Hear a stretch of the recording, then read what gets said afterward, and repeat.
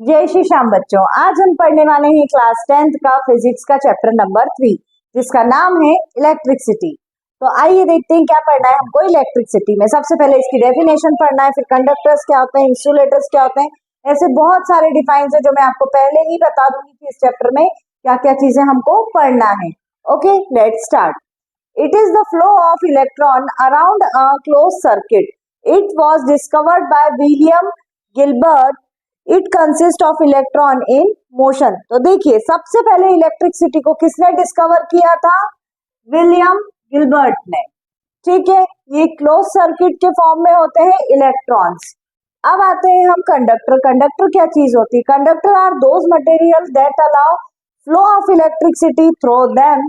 They can conduct electricity because of the presence of free electron between the atom of the substance. All the metals are the good conductor of electricity and graphite, the only non-metal, can also conduct electricity. मतलब कि जो free electrons रहते हैं in the presence of metal, metal की presence में जो free electrons रहते हैं उनसे क्या बनती है? इलेक्ट्रिसिटी बनती है, उसको बोलते हैं कंडक्टर। वो वन बाय वन ट्रांसफॉर्मेशन का काम करते हैं, one atom to another atom, यानी कि one electron to another electron. उसके बाद आते हैं हम इंसुलेटर्स। इंसुलेटर्स क्या होते हैं? एक चीज मैं आपको बताना भूल गई, जैसा कि मैंने यहाँ पे लिखा है ग्रेफाइट। ग्रेफाइट एक ऐसा मेटल है जो कि कंडक्ट नहीं करता है, जो बैड कंडक्टर होता है इलेक्ट्रिसिटी का। उसके बाद में इंसुलेटर। इंसुलेटर ऐसे मटेरियल होते हैं जो नहीं अलाउ करते हैं इलेक्ट्रिसिटी को। ठीक है, और क्या होता है इंसुलेटर में? ये क्यों इलेक्ट्रॉन्स जो इसमें रहते हैं, फ्री इलेक्ट्रॉन्स जो रहते हैं between atom of all non except graphites are insulator. मतलब कि अब हमने पढ़ ली तीन डेफिनेशन। इंसुलेटर क्या होता है? जो इलेक्ट्रिसिटी के फ्लो को रोकने का काम करता है। कंडक्टर क्या होता है? इलेक्ट्रॉन टू इलेक्ट्रॉन इलेक्ट्रिसिटी को ट्रांसफर करता है। और इलेक्ट्रिसिटी क्या होती है? इलेक्ट्रिसिटी जो इलेक्ट्रॉन्स रहते हैं वो क्लोज्ड सर्किट में फ्लो करते हैं, तो उससे जनरेट होती है। और इसको किसने डिस्कवर किया था? विलियम गिलबर्ट ने। ये एमसीक्यू के फॉर्म में भी अगर आपको क्वेश्चन आता है तो आप लिख सकते हैं चूज द करेक्ट में कि ये किसने डिस्कवर किया था। अब मैं आपको बताने वाली हूँ इलेक्ट्रिक चार्ज क्या होता है, इलेक्ट्रिक करंट क्या होता है, फ्लो ऑफ इलेक्ट्रॉन्स एक बैटरी में कैसे वर्क करते हैं। देखिए, इलेक्ट्रिक चार्ज को हम बोलेंगे when a glass rod is rubbed with a silk cloth it acquire the ability to attract small particles of a paper and is said to have acquired an electron charge. SI unit of electron charge is coulomb and denoted by C. ठीक है, electric charge किसको बोलते हैं? जब attract होते हैं small particles, जैसे कि आप छोटे छोटे पीसेस करिए आपकी पेपर के, उसके बाद में आपकी जो स्केल रहती है प्लास्टिक की, उसको आप ऐसे अपनी पाम पे रब करिए एंड देन टच करिए थोड़ी सी डिस्टेंस से, तो वो पेपर देखिए स्केल से टच होने लगेंगे, मतलब इलेक्ट्रॉन्स जनरेट हो जाएंगे। इसको हम क्या बोलते हैं? Electric charge. इसको हम डिनोट करते हैं कूलॉम से, साइन है इसका C। अब आता है इलेक्ट्रिक करंट। इलेक्ट्रिक करंट क्या होता है? Flow of electrons through a conducting material like copper, iron, etc. The ductile that causes the flow of electron is called cell. Flow of current कैसे होता है? The flow from the negative terminal to the positive terminal by convention electrons current flow from positive terminal to negative terminal. अब देखिए इस diagram में सबसे पहले यहाँ पे हमने लगाया पॉजिटिव चार्ज, यहाँ पे इलेक्ट्रॉन्स है, यहाँ पे हमने देखा प्लस माइनस, यहाँ पे क्या आ गए? Negative electrons. ये फ्लो होके वापस जाएंगे रेजिस्टर्स के थ्रू। रेजिस्टर्स में ऐसे वर्क होता है इलेक्ट्रॉन्स का, इलेक्ट्रिसिटी का, वापस ही है, मतलब कि एक अराउंडिंग है, फ्लो करते जाएंगे। इस टाइप से हमारे इलेक्ट्रॉन्स अगर फ्लो करेंगे positive to negative and negative to positive terminal, तो हमारा बैटरी का फॉर्मेशन हो जाएगा और इलेक्ट्रॉन्स इसी टाइप से फ्लो करेंगे। अब हमारा नेक्स्ट टॉपिक है how can electric current be expressed. मतलब कि इलेक्ट्रिक करंट को कैसे एक्सप्रेस करेंगे, कैसे मेजर करेंगे, वो हम देखते हैं। कैसे मेजर करेंगे? It can be expressed as the rate of flow of charge through a conductor per unit time. मतलब कि एक चार्ज फ्लो हो रहा है एक कंडक्टर के थ्रू पर यूनिट टाइम में, मतलब आपका जो टाइम है वो काय में आने वाला है, डिनोमिनेटर में आने वाला है। देखिए इलेक्ट्रिक करंट को हम इंडिकेट करते हैं, इसको किससे प्रेजेंटेशन प्रोवाइड कर रहे हैं हम लोग, I for current. Quantity of charge क्या है, क्यू। पर यूनिट टाइम मतलब कि एक यूनिट में कितना टाइम, पर टाइम अपॉन में टी, ये इसका फॉर्मूला हो गया। ऐसा यूनिट होती है इलेक्ट्रिक करंट की एम्पियर, जिसको हम ए से डिनोट करते हैं। 1 एम्पियर इज इक्वल्स टू क्या होता है, 1 सी अपॉन में 1 रो, सॉरी रो नहीं है यहाँ पे, 1 सेकेंड, 1 कूलम अपॉन में 1 सेकेंड। उसके बाद electric current is measured by ammeter, ammeter से चेक करते हैं। फिर electric potential and potential difference क्या होता है, it is the capability of charge to move unit positive charge from one point to another, it is the work done to bring unit the charge from one point to another. Formula इसका as it is है, V is equals to W upon में Q। अब potential difference is equals to, V को हम बोल रहे हैं potential difference is equals to work done upon में चार्ज। ऐसा यूनिट क्या होती है पोटेंशियल डिफरेंस की, ये होता है वोल्ट। V इसको मेजर करते हैं किससे, वोल्ट मीटर से। अगर आपसे कोई MCQ में पूछे कि भाई इलेक्ट्रिक करंट को कैसे मेजर करते हैं और इलेक्ट्रिक पोटेंशियल को, तो इलेक्ट्रिक करंट की यूनिट क्या बताई है मैंने, अमीटर। इलेक्ट्रिक पोटेंशियल को किससे मेजर करते हैं, वोल्ट मीटर।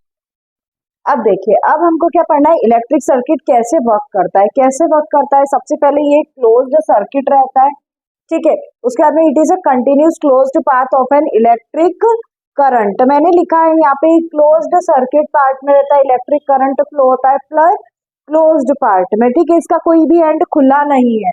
यहाँ पे देखिए सेल लगा हुआ है, यहाँ बल्ब लगा हुआ है, यहाँ अमीटर लगा हुआ है और यहाँ पे प्लग किया हुआ है हमने की को। उसके बाद में देखते हैं वोल्ट मीटर। वोल्ट मीटर जैसे कि मैंने आपको अभी बताया था कि पोटेंशियल डिफरेंस को अगर मेजर करना है तो हम वोल्ट मीटर से मेजर करते हैं, ओके। तो क्या है, it is a device that measure the potential difference across the ends of any conducting material. It is connected to parallel to the end of the conducting material, it has high resistance, ठीक है। इसको parallel form में लगाते हैं किसी भी conductors में, और क्या बोल रहे हैं हम लास्ट में, it has a high resistance. इसका जो रेजिस्टेंस रहता है करंट में फ्लो होने का वो बहुत हाई रहता है। उसके बाद का टॉपिक है हमारा अमीटर। अमीटर मैंने अभी आपको बताया था इसलिए यूज आता है क्योंकि वो मेजर करने में आता है इलेक्ट्रिक करंट को। देखिए, it is a device that measures the current flowing through any conducting material. It connected in the series and the conducting material, it has a low resistance. अब देखिए, एक ही डिफरेंस कॉमन है इसमें, वो ये है कि ये पैरेलल फॉर्म में हो रहा है और ये सीरीज के फॉर्म में हो रहा है, ठीक है। इसका लो रेजिस्टेंस है और उसका हाई रेजिस्टेंस है। अगर आपसे कोई डिफरेंस बिटवीन भी पूछता है कि भैया अमीटर एंड वोल्ट मीटर में डिफरेंस बिटवीन बताइए, तो दो डिफरेंस तो मैंने आपको कॉमन से बता दिया, और तीसरा डिफरेंस ऑटोमेटिक उसकी डेफिनेशन खुद है कि ये इसके लिए यूज होता है इलेक्ट्रिक करंट मेजर करने के लिए, और ये पोटेंशियल डिफरेंस मेजर करने के लिए होता है। अब देखिए, अब मैं आपको क्या बताने वाली हूँ यहाँ पे, symbols of components used in electric circuits. मतलब ऐसे कौन कौन से सिंबल्स हैं जो यूज्ड होते हैं इलेक्ट्रिक सर्किट्स में। फर्स्ट आता है सेल, एक तरफ पॉजिटिव एक तरफ नेगेटिव टर्मिनल होता है। दूसरा आता है क्रॉसिंग नॉट कनेक्टेड, मतलब एक तरफ प्लस का साइन होता है, एक तरफ ओम का साइन और कट लगा होता है बीच में। फिर होता है प्लग की को प्लग करते हैं। फिर होता है स्विच ओपन, ये अप है। इलेक्ट्रिक बल्ब, बल्ब का साइन है। Variable resistance. वेरिएबल रेजिस्टेंस क्या है, ये आपका रेजिस्टेंस है और यहाँ पे अलग से कुछ कनेक्ट हो जाता है। अमीटर, अमीटर यानी कि इलेक्ट्रिक करंट को मेजर करने वाला होता है। रेजिस्टर, रेजिस्टेंस मतलब कि रेजिस्टर वो होता है जो करंट के फ्लो को रोकता है, दैट इज कॉल्ड रेजिस्टर्स। तो ऐसा साइन जब भी आए you will call it resistor.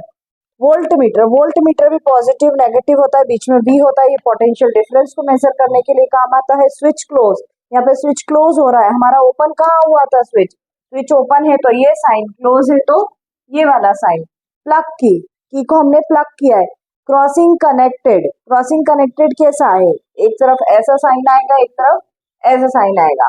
Battery और a combination of a cell, positive और नेगेटिव टर्मिनल, बीच में बहुत सारे सेल्स लगे हुए हैं। अब हम पढ़ने वाले हैं बच्चों Ohm's law resistance and resistivity of substance.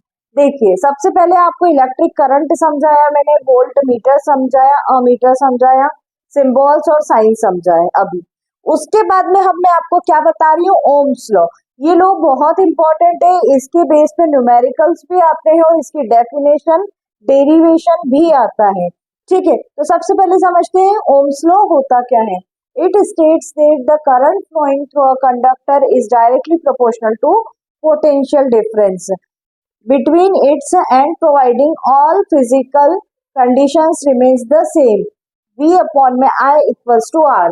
देखिए इसमें क्या बोला है इस डेफिनेशन में, इसमें ये बताया गया है कि जो करंट रहता है वो रेजिस्टेंस के डायरेक्टली प्रोपोर्शनल रहता है। रेजिस्टेंस शब्द से समझ में आ रहा है, रेजिस्ट मतलब रोकने वाला, करंट के फ्लो को जो रोकता है दैट इज कॉल्ड रेजिस्टर। तो रेजिस्टेंस और करंट डायरेक्टली प्रोपोर्शनल बताए गए, इसमें साइन बताए गए हैं आपको, V अपॉन में I, ये तो करंट हो गया और R रेजिस्टेंस हो गया, ये डायरेक्टली प्रोपोर्शनल बताया। V क्या है, V हमारा क्या है, अभी मैंने आपको बताया था पोटेंशियल डिफरेंस बताया था, इक्वल्स टू रेजिस्टेंस। उसके बाद में आता है हियर कांस्टेंट R। R क्या है, R stands for resistance for given conductor wire at the given temperature. ठीक है, अब आते हैं रेजिस्टेंस के बारे में। तो resistance it is the property of conductor to resist the flow of electrons through it. मतलब कि रेजिस्टेंस कैसे रोकते हैं करंट को, जो फ्लो ऑफ इलेक्ट्रॉन्स रहता है उसको रोकते हैं। अगर इलेक्ट्रॉन्स रुक जाएंगे तो करंट का फ्लो ऑटोमेटिकली रुक जाएगा। उसकी ऐसा यूनिट है रेजिस्टेंस की ओम, यहाँ मैंने ब्रैकेट में शो किया हुआ है साइन इसका।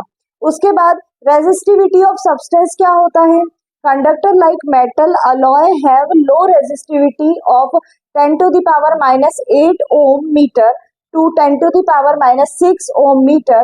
Insulators like rubber, glass having high resistivity of 10 to the power 12 ohm meter to 10 to the power 17 ohm meter.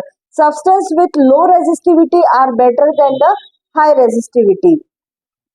Resistivity of substance मतलब ऐसे सब्सटेंस जो कि रेजिस्टेंस में हेल्प करते हैं, ठीक है, जिससे करंट का फ्लो कम से कम रहता है। तो लास्ट की लाइन में मैंने जो लिखा है कि better than the high sensitivity substance of low sensitivity, मतलब कि जो हाई रेजिस्टेंस रहते हैं उनसे बेटर कौन रहता है, लो रेजिस्टेंस। यहाँ पे ये टॉपिक हमारा खत्म होता है। अब देखिए, अब मैं आपको क्या बताने वाली हूँ, resistor in series, resistor in parallel. मतलब कि जो रेजिस्टेंस होता है वो दो फॉर्म में होता है, सीरीज और पैरेलल कॉम्बिनेशंस में। तो पहला हम पढ़ रहे हैं रेजिस्टर सीरीज के कॉम्बिनेशन के फॉर्म में कैसा रहता है। When three resistor R1, R2 and R3 are the connected in series। ये देखिए तीन रेजिस्टर हैं R1, R2 and R3, तीनों को हमने कनेक्ट कर दिया है across the section of AB, A से B तक। The current in all resistors is the sum of the voltage across the resistor V1, V2 and V3। ठीक है, हमने V1, V2 और V3 करंट के बीच में इनको लगा दिया है। उसके बाद हम क्या बोल रहे हैं, रेजिस्टर इन पैरेलल। अब देखिए सबसे पहले इसका डायग्राम समझ लिए, फिर आपको पैरेलल बताती हूँ। डायग्राम में क्या है, यहाँ पे A टू B पॉइंट पे जो करंट फ्लो हो रहा है उसमें हमने तीन रेजिस्टर लगाए हैं। यहाँ पे रेजिस्टेंस कितना है उसको मेजर करने के लिए हमने वोल्ट मीटर लगाया है, एक तरफ पॉजिटिव और एक तरफ नेगेटिव टर्मिनल है। यहाँ पे बैटरी फिट की हुई है हमने, यहाँ की पॉइंट दिया हुआ है, यहाँ अमीटर फिक्स किया हुआ है कि कितना करंट जा रहा है। वोल्ट मीटर और अमीटर को हमने अलग अलग पुट किया हुआ है यहाँ पे, और रेजिस्टेंस को हमने सीरीज के फॉर्म में लगाया हुआ है। अब हम देखते हैं पैरेलल के फॉर्म में कैसे होता है ये।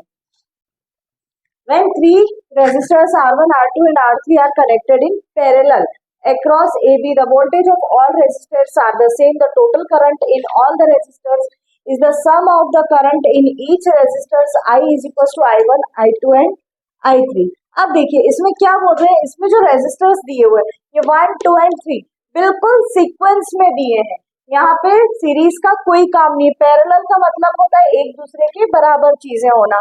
तो तीनों रेजिस्टर एक दूसरे के बराबर हैं। करंट कितना है इसमें, I1, I2 एंड I3। ठीक है, तीनों को हम ऐड कर रहे हैं, दोनों के बीच में लगाए A और B कॉम्बिनेशन में, इसमें भी same as it is voltmeter लगाए अमीटर लगा है, बैटरी लगी हुई है एंड की पॉइंट लगा हुआ है। अब देखिए इलेक्ट्रिकल चार्ज। इलेक्ट्रिकल चार्ज क्या होता है? It is the work done to maintain the flow of current in a conductor. मतलब कि वर्क जो किया गया है करंट में वो कंडक्टर के थ्रू कैसे फ्लो होता है? इलेक्ट्रिक चार्ज के थ्रू। तो इलेक्ट्रिक चार्ज का हमारे फॉर्मूला क्या है? W is equals to Q into V. Q is equals to I into T होता है, तो work is equals to V I T हो जाएगा। Where V is equals to I R भी हो सकता है, तो हम यहाँ पे लिख सकते हैं W is equals to I square into R T. ठीक है, इधर मैं आपको बता देती हूँ ऐसा यूनिट जो होती है इलेक्ट्रिक एनर्जी की, वो काय में हम बोलते हैं जूल में। मतलब कि जो वर्क है वो काय में नोट किया जाएगा? जूल में। तो देखिए बच्चों, ये हमारे चैप्टर का लास्ट टॉपिक है जो मैं आपको बताने वाली हूँ, electric power, commercial unit of energy and heating effect of electric current. ध्यान से समझिएगा, इस टॉपिक को समझने के बाद में आपको न्यूमेरिकल्स करने में बहुत हेल्प होगी, क्योंकि इसमें ही फॉर्मूलेज और सारी सीक्वेंस बताई हुई है मैंने। देखिए सबसे पहले इलेक्ट्रिक पावर क्या होती है? पावर क्या होती है? The rate of eight which electric current is used. मतलब कि जो करंट है वो कितनी दर से चल रहा है, कितनी रेट से चल रहा है। हम बोलते हैं ना मीटर में यूज करते हैं कि कितनी यूनिट्स हुई भैया इस बार हमारे बिल में, आप बताइए कितनी यूनिट हमारी बनी इलेक्ट्रिसिटी, हमने कितना यूज किया है। तो उस पावर को नोट कौन करवाता है? इलेक्ट्रिक पावर्स को, उसकी यूनिट। तो उसका हमने फॉर्मूला बनाया, power is equals to work done upon में टाइम। कितने समय में कितना पावर यूज किया गया है। W is equals to I R T, power is equals to I R square T upon में टी। ठीक है, उसके बाद हम देखते हैं ऐसा यूनिट क्या होती है पावर की? वॉट। क्या होती है? वॉट। अब देखिए सेकंड पॉइंट है हमारा commercial unit of energy. Commercial शब्द से हम समझ सकते हैं क्या होता है। कमर्शियल का मीनिंग होता है जो यूज की जाती है, जो कंजम्पशन होता है, that is called commercially used electricity. It is kilowatt per hour.